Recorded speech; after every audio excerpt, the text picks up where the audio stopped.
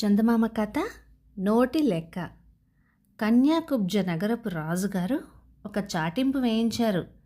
రాజుగారి నోటి లెక్కకు సమాధానం చెప్పగలరికి మంత్రి పదవి ఇస్తారంట హో అని. ఆ నగరంలో మంత్రి పదవి ఖాళీ అయ్యింది. మంచి తెలివైన వాణ్ణి ఎవరినైనా చూసి మంత్రిగా చెయ్యాలని నిశ్చయించుకున్నారు రాజుగారు. అలాగా టంకు వేయించారు. ఊళ్ళో నోటి లెక్కలలో ఫస్ట్ మార్కులు తెచ్చుకునే పిల్లలంతా కూడా డముకు విన్న తక్షణమే మేం చెప్తాము అంటూ భుజాలు ఎగరేసుకొని బయలుదేరారు. రాజుగారు ఇచ్చేది నోటి లెక్కే అయినా బడి పిల్లలకు అర్థమయ్యేటంత సులభంగా ఉండదని ఎఫ్ఏలు బిఏలు పాస్ అయిన వాళ్ళకి కానీ అర్థం కాదని అనుకుని ఆలోచించి పిల్లలకు లెక్కలు చెప్పే మాస్టర్లు కూడా వెళ్ళారు. రాజుగారు పూర్వకాలపు శాస్త్రాలంటే గౌరవం ఉన్నవాడు. ఆయన ఇచ్చే నోటి లెక్క రూపాయి అనాల పైసల్లో కాకుండా మనులు వీసలు తులాల్లోనూ ఉండేది గాక ఏ పంచాంగపు లెక్కలో అయి ఉంటుందని ఆలోచించి పంచాంగాలు రాసే సిద్ధాంతులు కూడా వెళ్ళారు. వడ్డీకి సంబంధించిన లెక్క అయి ఉంటుందని అనుకొని షావుకారులు వెళ్ళారు. వీళ్ళనందరినీ ఒక పెద్ద ప్రాకారం ఉన్న దొడ్డిలోకి వెళ్ళి నిలబడమని చెప్పి తలా ఒక కాగితం ఒక పెన్సిల్ ఇచ్చారు రాజుగారు. ఆ దొడ్డిలో కొందరు ఎక్కాలు మానాలు నెమరుకు తెచ్చుకున్నారు. కొందరు సరస్వతీదేవిని ప్రార్థించుకుంటున్నారు. మరికొందరు బృహస్పతి, శుక్రుడు, యుగంధరుడు, చాణక్యుడు, తిమ్మరుసు మొదలైన గొప్ప గొప్ప మంత్రులను అందరినీ తలుచుకుంటున్నారు. రాజుగారి బేరీ మ్రోగేసరికి అంతా నిశ్శబ్దమైపోయింది. నోటి లెక్క వినండి. 12లో 4 పోతే మిగిలేది ఎంత? ఈ ప్రశ్నకు సమాధానాన్ని మీకిచ్చిన చీటీల మీద రాసి గుమ్మం వద్ద నాకు చూపించండి. ఎవరి సమాధానం సరిగ్గా ఉంటే ఆయనకు మంత్రి పదవి ఇచ్చేస్తాను అన్నారు. ఓస్ ఇంతేనా అని అనుకుంటూ అందరూ తమ తమ కాగితాల మీద పెన్సిళ్లతో జవాబు రాసేశారు. జనమంతా తమ తమ చీటీలను రాజుగారికి చూపించారు. ఆ చీటీలు అన్నింటిలోనూ ఒకటే మోస్తరైన సమాధానం ఉంది. 12లో 4 పోతే మిగిలేది 8 అని. బడిపిల్లలు రాసినా, పంతుళ్ళు రాసినా, సిద్ధాంతులు రాసినా, షావుకారులు రాసినా అంతా ఇదే. రాజుగారు ఓపిగ్గా ఒక్కొక్క చీటీని చూసి తప్పు అని నలిపారేసి ఇంక వెళ్ళండి అనేశారు. చివరకు భోషయ్య అనే కుర్రవాడు ఒక్కడే మిగిలాడు. అతడు తన చీటీని రాజుగారికి అందించాడు. ఇందులో ఏమీ రాయలేదేం అని అన్నారు రాజుగారు. నాకు రాయటం తెలవదు ప్రభు, నేను వ్యవసాయం చేసుకునే రైతుని, చదువుకోలేదండి అని అన్నాడు భోషయ్య. అట్లయితే లెక్కకి సమాధానం నోటితో చెప్పు అని అన్నారు రాజుగారు. భోషయ్య అందుకు 12లో 4 పోతే మిగిలేది 0 అండి అన్నాడు. రాజుగారు భోషయ్యని మంత్రిగా నియమించామన్నారు. తక్కిన వాళ్ళందరికీ ఒళ్ళు మండిపోయింది. పల్లెటూరు రైతుకి మంత్రి పదవి ఏమిటి? వాడు చెప్పిన జవాబు తప్పు అన్నారు వీళ్ళు. శ్రీ శ్రీ శ్రీ భోషయ్య గారిని వాడు వీడు అనటానికి వీళ్ళేంది ఇంకా మంత్రిని చేశాము అన్నారు రాజుగారు. ప్రజలు భోషయ్యనే అడిగారు, ఏమండి 12లో 4 పోతే మిగిలేది 0 ఎట్లాగా అని. శ్రీ శ్రీ శ్రీ భోషయ్య గారు చెప్పింది ఏమిటంటే, రాజుగారి ఉద్దేశం 12లో 4 తీసేస్తే ఎంతో చెప్పుకోమని కాదు. అదే అయితే గుడ్డి గంగమ్మ కూడా చెప్పగలదు కదా. ఆయన ప్రశ్నలో విశేషం ఏదో ఉన్నదని ఆలోచిస్తే నాకు వారు చెప్పిన 12 సంవత్సరంలోని 12 మాసాలు అని తోచింది. ఆ 12లో ముఖ్యమైనవి వర్షాలు కురిసే 4 మాసాలును. వర్షాలు లేకపోతే పంటలు 0. అందుచేత 12లో 4 పోతే మిగిలేది 0 అని చెప్పాను అన్నాడు. భోషయ్య తెలివికి మెచ్చుకుంటూ అందరూ తమ తమ ఇళ్ళకు పోయారు. కథ సమాప్తం. ఇక ఈ కథ 1953 జనవరి నెల చందమామలో వచ్చింది. రచయిత పాలంకి వెంకట్రామ చంద్రమూర్తి గారు, మద్రాసు నుంచి. మరొక చిన్న కథ, బీర్బల్ వినోదాలు. పూర్వం అక్బర్ సంస్థానంలో బీర్బల్ అనే హాస్యగాడు ఉండేవాడు.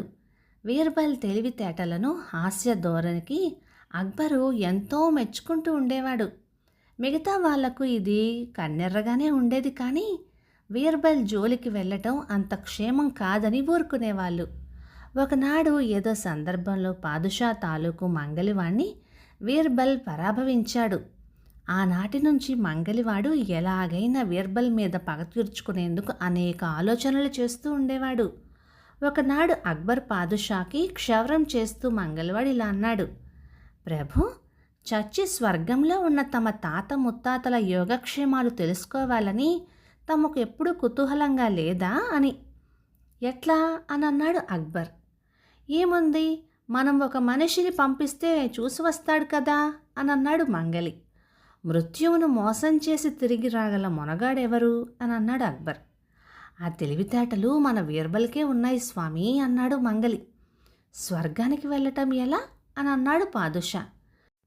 ఏముంది, మనిషిని తగలబెడితే పొగ రూపంలో ఆకాశంలోకి వెళ్తాడు, అక్కడి నుంచి స్వర్గానికి వెళ్ళటము అంతే కదా అన్నాడు మంగలి. ఈ పద్ధతి అక్బర్కి బాగా నచ్చింది. వెంటనే బీర్బల్ను పిలిపించి ఎదురు చెప్పకుండా నా కోర్కెను తీర్చాలి అన్నాడు పాదుషా. చెప్పండి ప్రభు, మీ కోర్కెను తప్పక తీరుస్తాను అన్నాడు బీర్బల్. ఏం లేదు, స్వర్గానికి వెళ్ళి మా తాతలు తండ్రులు ఎలా ఉన్నారో చూసి రావాలి అన్నాడు అక్బర్. ఆ తర్వాత ఎలా వెళ్లాల్సింది కూడా వివరించాడు. చచ్చి మళ్ళీ బతికి రావటం సాధ్యమా ప్రభు అన్నాడు బీర్బల్. ఇక్కడే నీ తెలివితేటలన్నీ కనిపించాలి మరి. మృత్యువును మోసం చేయగల శక్తి నీ ఒక్కడికే ఉంది ఇక్కడ. ప్రయత్నం చేస్తే తప్పకుండా నెగ్గకు రాగలవు అన్నాడు పాదుషా. తనకిది తప్పేటట్లుగా లేదని తేలిపోయింది. పాదుషా మాటను ధిక్కరిస్తే తల తీయించేస్తాడు కనుక ఏదో విధంగా తెలివిగా తప్పించుకునేందుకు వేరేగా ప్రయత్నాలు చేయాలి అనుకున్నాడు. మీరు ధైర్యం చెప్పారు గనక తప్పకుండా వెళ్ళి వస్తాను. కానీ ఒక్క మనవి, నా తల్లికి నేనొక్కనే కొడుకును. మా అమ్మ తన విచారాన్ని మర్చిపోయేందుకు గాను 10 మనుగుల బంగారాన్ని వెంటనే ఆమెకు పంపండి. నాకొక నెల రోజులు వ్యవధి ఇస్తే ఎలా తెలివిగా మృత్యువును మోసం చెయ్యాలో ఆలోచించుకుంటాను. నన్ను దహనం చేయవలసిన స్థలాన్ని కూడా నేనే నిర్ణయించుకుంటాను అన్నాడు బీర్బల్. పాదుషా బీర్బల్ చెప్పిన దానికి అంతటికీ అంగీకరించి వెంటనే 10 మనుగుల బంగారాన్ని అతని తల్లికి పంపించాడు. తన ప్రాణానికి ఎక్కుపెట్టింది మంగలి అని తెలిసి బీర్బల్ ఎలాగైనా మంగలిని మట్టు పెట్టాలని ఆలోచన చేశాడు. 10 మంది నమ్మకమైన కూలీ వాళ్ళను తీసుకొని అడవిలోకి వెళ్ళి ఒక పెద్ద గొయ్యి తీయించాడు. గోతిలో నుంచి 4 మైళ్ళ పొడుగున సొరంగం తవ్వించి అక్కడ మళ్ళీ పైకి వచ్చేందుకు ఒక పెద్ద గొయ్యి తీయించాడు. మొట్టమొదట తీయించిన గొయ్యి మీద సన్నని తడిక వేయించి దానిమీద మట్టి చల్లి చిన్న చిన్న మొక్కల్ని కూడా నాటించాడు. చూసే వాళ్లకు అడుగున తడిక ఉన్నదనిపించకుండా అది కూడా భూమిగానే కనిపించేటట్లుగా చేయించాడు.